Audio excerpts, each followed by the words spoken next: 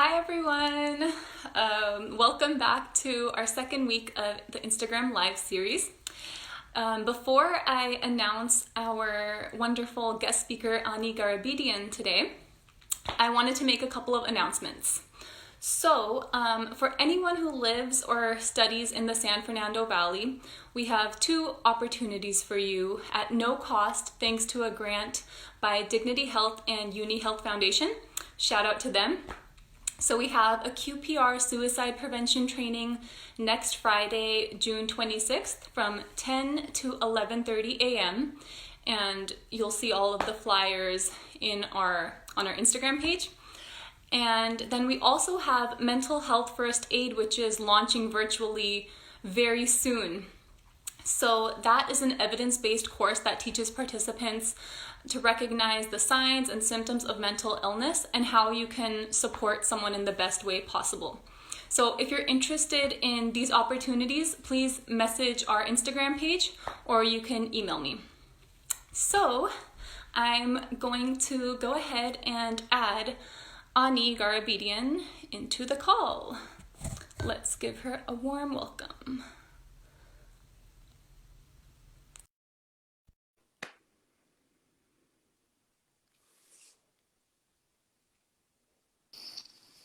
Hi, Anie. Hi. How are you doing? I'm doing well. How are you? Good. I'm so excited to do this with you. Yes. And welcome everyone who's joining. Thank you for being a part of this conversation with us. Throughout the 30 minutes that we have, feel free to drop a comment or an emoji or a question for Anie, and then we'll be sure to have her answer towards the end. So thank you for your support. And yeah, okay. So Anie, do you want to introduce yourself a little bit? Yeah. Hi, Moni. I'm 21. I just graduated. So I'm now currently taking a year off to further decide what I want to do, but I'm going to be starting to study for the GRE and potentially try to get into grad school. Ooh, where do you want, what do you want to study in grad school? I haven't fully decided yet, but I'm currently choosing between either school counseling or social work. That's exciting. Yeah. Cool. And what got you interested in that field? I really wanted to work with kids, and I would rather do the one-on-one talking with them and having those conversations with children and helping them that way. So based on my interests, I was trying to find what would be the best avenue. That's awesome. Thank you. And can you share some causes that you're passionate about? I'm just passionate about just equality and making sure everyone feels free to speak their mind and whatever it is, no matter what they believe in, and just having a platform for everybody to be able to share and to respectfully listen to each other and accept that everyone's experiences are going to be different and that their experiences based from their past are going to be different, and to respect that. Yeah, it's beautiful. And do you want to share a little bit about what things you were involved in at CSUN? Because I know you were super into that. Yeah, so I was involved in the Blues Project, the Multicultural Psychological Association, the Armenian Student Association, New Student Orientation, and I think that's it. Oh, and my research lab. That's it? What do you mean? That's so much. It's amazing. Cool. And yeah, so I actually, for those watching, I met Anie through the Blues Project at CSUN through University Counseling Services. And this is a peer education program where students go out and talk about depression and suicide prevention among their peers. And it's such such a meaningful opportunity for students to grow. So I'm wondering if you wanted to share like a lesson that you learned during your time in the Blues Project. I think one of the biggest lessons I learned was to be okay with people not wanting to share. I feel like, especially like from my culture and where we come from, we kind of just always want to know everything. And like every time somebody says something we or like doesn't feel good, we want to be there and try to help and everything. And sometimes that actually makes them feel worse. So just to be there for them and like empathetically listen, but don't try to give them advice and don't try to fix their problems. Just be there supporting them. That's powerful. It's so hard sometimes, right? Yeah. I have to like stop myself occasionally from like asking more. And I'm like, okay, you'll tell me if you want. Yeah, because it's like it comes from a good place. We all want to help and be useful, but sometimes just letting the person hear their own voice out loud is the best thing. So, thanks. And what made you want to join the Blues Project?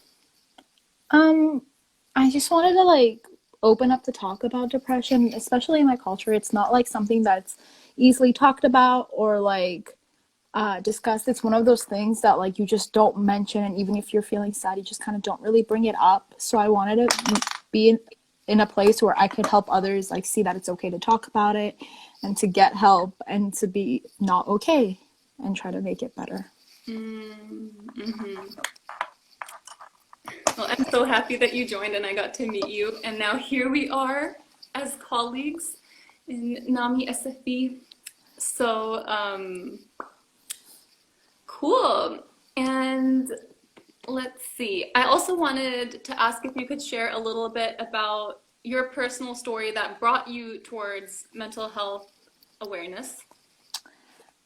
Um, I don't personally, I don't know if there was like such a big story as more as like it was different aspects of my life.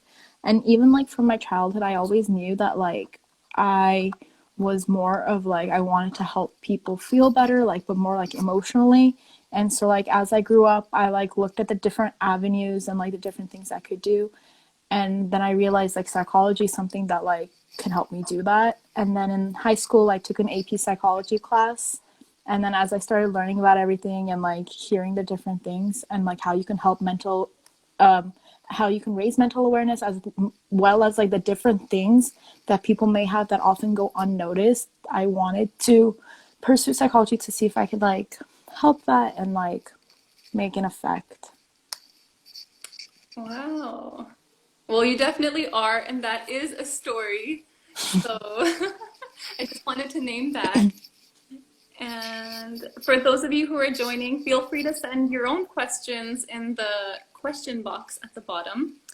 I continue with mine. So, can you please share what are some things that keep you going, especially when there's obstacles? And I mean, the time we're living in right now, it can be pretty challenging. Personally, I'm a person who like thrives off of routine. So the first few weeks of quarantine were a bit difficult for me as well, of like trying to figure out what I'm doing now that like I'm just always home. But I've just been trying to focus on the end goal and like what I want to achieve, and like I've created small schedules for myself based off different things, and I've made routines that I try to follow to help keep me grounded. And I've done like a few things that like, so for example, I have a lot of plants, and they're just one thing that keeps me like on a routine because I'm like, okay, I need to water them every day at this time. And it's like small things like that that like make the first day different than the second, and not like an endlessness of like what am I now doing. Yeah, no, those are great. And if anybody else wants to share in the comments what keeps you going, that will keep bringing this sense of community. But I really love that. There's something about taking care of something or someone which brings that sense of purpose, I feel. I've been wanting to get a dog lately because of, like, I feel like that would help me with my obstacles, but it's harder than I thought. So I just wanted Yeah. to share that put it into the universe, maybe it'll come to me. No, yeah. I also used to have a dog, and they really are the best sources of support because they're just always there for the cuddles, and they fully feel it when you need it. So I suggest it. Oh. um, one day. But cool. And let's see. Do you want to share something that you'd like to tell your younger self when it comes to mental health? I think the biggest thing is like, and as cliche as this sounds, it is that it's okay not to be okay. Because I feel like, especially when we're younger, we always look up to who's around us and our siblings and our cousins and everybody that we see. And it's very hard not to compare yourself with others. And like personally, my family is like pretty different than how I am. So I'd always like feel off of like, am I doing this right? Like, is it okay to be doing this? And I think it's just like important. And I would tell myself that like it doesn't matter what other people are doing, just like focus on yourself. Because I did spend a lot more time focusing on others rather than making sure I was okay. Mm, that is very relatable to not only myself, but I'm sure many other women, especially. So it's cool that you have that self-awareness. And so, what do you do differently now? Honestly, it's more of rather than focusing on the comments that are being made, even like by family, of like even when I don't compare, they do. So I try to like not focus on the comments and just kind of smile and nod and like let it go and pass it off and just be like, I understand they think that, and like, but it's okay that they think that because I know better and I know what's good for me and I know what I need.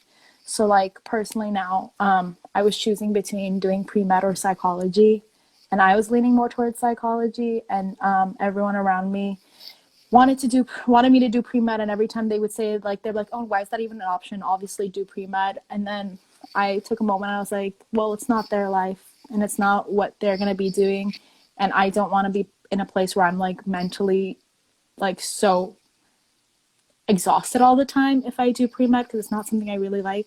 So I was like, it doesn't matter what they want and I'm doing it for me. So I just very recently decided that I'm going to do psychology. Woo, Ani!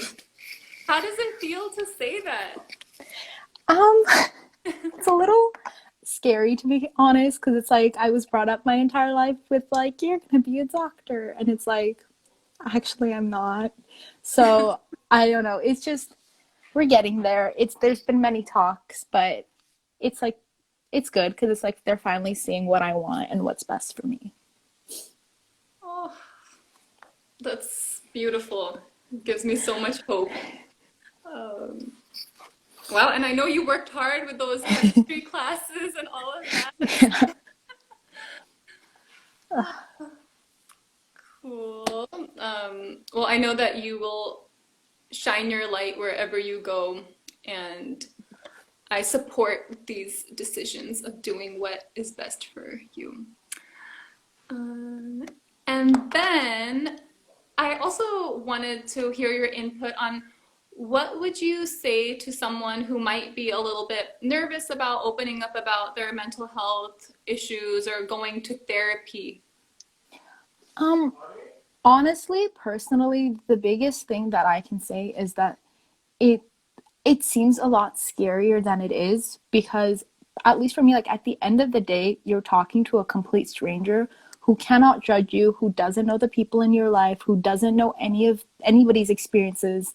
And like, even if you start out by like lying in the beginning and not being 100% truthful, like just being in that atmosphere will get you into a place where you can eventually be truthful and like open up. Because at the end of the day, even if you say something bad, even if it's about yourself, even if it's about somebody else, they don't know the people in your life and they can't tell anyone, if not by the confidentiality, but just in general. Mm-hmm. No, that's very true. Yeah, it can be a challenge for some people, but I completely agree with what you're saying. It's one of the best things that I've done for myself. personally. And for the longest time, I would just stay quiet, like, oh, I'm not going to say I'm going to a therapist, but I feel like we really do need to normalize these conversations.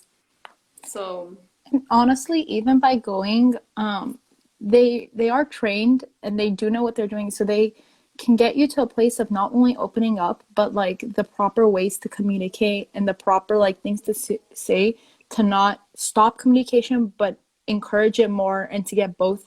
And then you can apply these things to your life, and then you all of the relationships just I feel get better because now you know how to properly communicate and like not get upset on the small things and like how to address it. yeah, definitely. When I was in college, I like took advantage of the free therapy so much. This was years ago, so there wasn't any limit on it, but I would just go and but then there was also this downside for me because I always thought that I needed fixing or that I'm broken or I was obsessed with self-improvement. So now I'm kind of more relaxed about that, but I feel like it's helpful. So not to make this about me, this is about you, Anie, and your voice. um, and let's see. Oh, okay. So one of the things NAMI offers is the free QPR trainings, and you were one of the first to organize that for your club and attend it. So what is your message for someone who might want to attend a QPR suicide prevention training but feels very uncomfortable about that? I mean, even like when I first started, I was kind of uncomfortable about it, and it's kind of hard. Like, it's not an easy thing to talk about, but I feel like knowing the fact that you are with a group of people who definitely want to talk about it as well, like it's a group of committed people who all want to learn, who all want to talk about it, it eases it because like I felt less uncomfortable because I was like, I'm not going to be like the one in the million. Like we all want the same goal. We're all going to be working on it together. And then something that helped me was thinking about it in, I rather like as uncomfortable as I am, I rather learn about it in like a classroom type setting than be faced with it in my real life and have somebody tell me that they are going through these things and not know how to respond. And I'm the type of person that I like to be prepared for things, for everything. And so that let me push my boundaries down and like join because I was like, okay, as uncomfortable as it might be, even it's a little awkward to talk about it, but it's like you are now prepared and you have the tools and you have signs to look out for and like things to say. Because I know when NAMI does it, there is a little section where you do like a roll by roll and like what's the perfect text to answer with. And like even that, as I was looking at it, I realized some of the things I chose might have been wrong. And I never know how to formulate texts or talks. So it was like very helpful to see like what an ideal type of situation, how you would respond. Mm-hmm. Yeah, no, and I want to share though that even though you might think something is, a lot of us might think like, oh, I said the wrong thing when it comes to these situations. It's always okay to like even correct ourselves, like, oh, hey, like maybe this came off the wrong way, but what I'm trying to say is I'm here for you. So I just want to provide that reassurance to you as well that sometimes we're so hard on our own selves about what do I do, what do I say, but there is no perfect response. So thank you for sharing that. Hopefully that inspires some individuals to lean into the discomfort and sign up. Because you're right, we don't want to wait until it's an emergency to figure out what to do. So, and then I also, as we're coming to an end, and then we can have time for questions from anyone who's here, I wanted to ask, like, how do you think our community would be different if more people were educated in these mental health trainings like UPR and mental health first aid? I feel like the main things that would be different would be that people would be more okay with saying I'm going through a therapist. They'd be more okay to actually go get that therapy because now that it's normalized and everybody's doing it and everybody's learning, it's okay to talk about it. But also, I feel like it would change a lot of the language in the a lot of the language that children speak with and teens speak with, because even I like, and I'm uncomfortable with it now, but like the fact that I know I did it as a kid, I'd always be like, oh my God, I'm gonna kill myself, like I can't do this test. And it's like it's something that everybody says, and you just start picking it up because everyone's saying it. And so I feel like with the training, with learning that like saying it even as a joke, like it's not a joke, and it can, if somebody's thinking about it, it can get them to think further about it. It would change a lot of that conversation, and it might make it an easier place for somebody to speak out and to know that they're going to be listened to, and it's not going to be taken as a joke, and like they're not going to be judged. Yeah, I think that's an amazing tip, to just ask, like if somebody makes a joke like, "Oh, do you mean that? Like, are you serious?" And because then we can slowly change the culture and the stigmas about talking about these things. So I love that. And yeah, before we answer any questions from you all who have joined us, is there anything else you'd like to add or share? I think that was like all of my things I have to say. Oh, I'm so proud of you for leaning into the discomfort of doing this Instagram live for the first time. I know how that feels because last week when I did it, there were tech issues and it was just a mess and I was so anxious. But then I remembered that everyone who joins these calls or these NAMI events is super compassionate and we're here for the same reasons. So I want to thank you. And then there's a few questions. So first, Hishma asked, what inspires you? I just honestly, children inspire me because I feel like they're the younger generation, which is why I want to work with children, because I feel like if we can help them and help them grow and to learn the ways of being open and like okay with their feelings and not learn from like keeping quiet, I feel like it'll be easier to get everybody else to open up too. Mm. I really like kids, yeah. Yeah, they're awesome teachers. So that's beautiful. Oops. And then there was another question saying, so how do you lean into the discomfort? What does that mean? Um, honest, it's just kind of like for me pushing myself to do things that I know I'm not that comfortable with. So like, for example, this, I know I'm not the most comfortable with it, but it's like I break it down into like pros and cons of things. So for example, I know that like I wanted to help out Yasmin, and like I know it's an important thing to talk about. So like I take away the cons of like being awkward and not being wanting to do this and like focus on the good it does and the help. So I feel like with everything I do, I kind of just like, okay, like I know this uncomfortable and I don't want to do this, but like look at all that I can accomplish by doing it, and that just kind of helps me do it. Ooh, I'm going to try to use that in my future. Because like even when I joined Blues Project, I like cannot talk in front of people and I'm super uncomfortable and I have very bad stage fright, but I was like, it's not about me, it's about like spreading mental health awareness and depression awareness and suicide prevention. So I kind of like found little things to keep me going to be able to do that. Mm. That's awesome. Like, I'm so glad that you joined, and I I could go on and on about that. But I think you're right. Like, it's even the research shows that when we are uncomfortable, that's when we grow the most and we learn the most. And the way I think about it is sometimes is like, what if Oprah or somebody super inspiring and successful let their um, doubts and fears prevent them from going out there? Like they wouldn't be there. I am not even making sense. You know what I'm trying to say, everyone? Yeah, yeah. Yeah. So, uh, yes. Okay, next question. And then Martha shared that Definitely, we can make the difference when we have more information about it. It'll be perfect at schools if they have classes on mental health. Yes, that needs to happen. And then Taylor is asking, how do you best encourage someone to go to therapy without coming off as offensive or rude?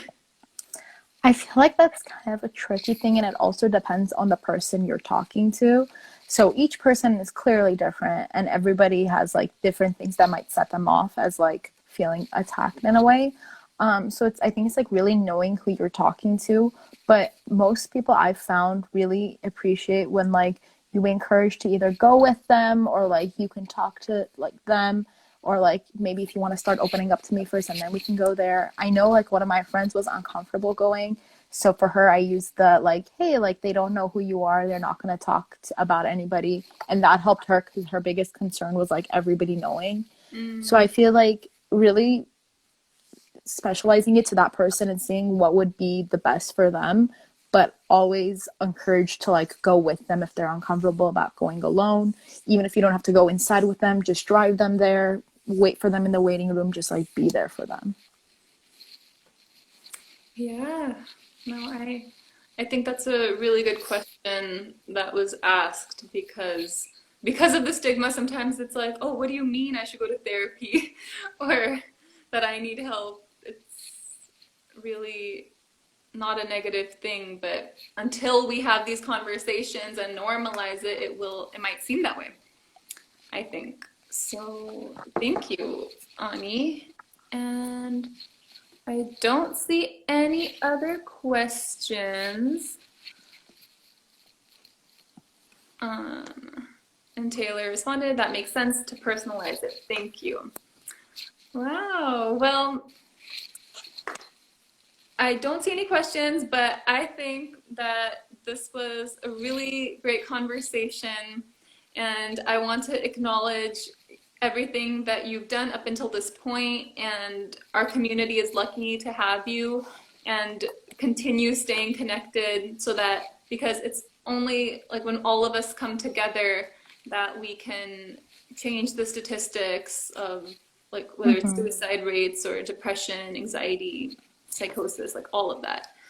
So with that, I should have closed with a beautiful quote, but I don't have one. So Oh, there's the one quote that was in the oh my god, it was in one of the NAMI sessions we did. It's like sometimes the heart just wants to be heard. That quote, sorry, that was just me thinking. But it's like the human soul doesn't want to be understood or explained. It just wants to be heard. yes, yes, yes, yes. And no need to say sorry. Remember, we had so many conversations about apologizing for things we don't need to apologize for. But yeah, it was something like the human soul does not want to be fixed or something. I will find it. Give me one. I'm like committed to it right now. Oh, It and is. Mustafa told me to just make up a quote. No, that gives more anxiety. I can't make up one on the spot. Wait. Did I find it?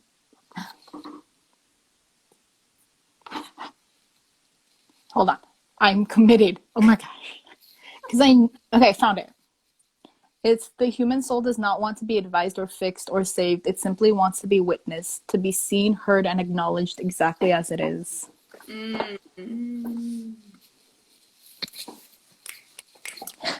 Yes.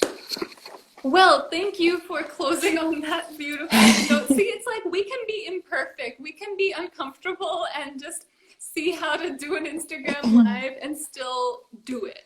So thank you everyone who joined us and your support, and we'll see you next Tuesday at 12. Bye.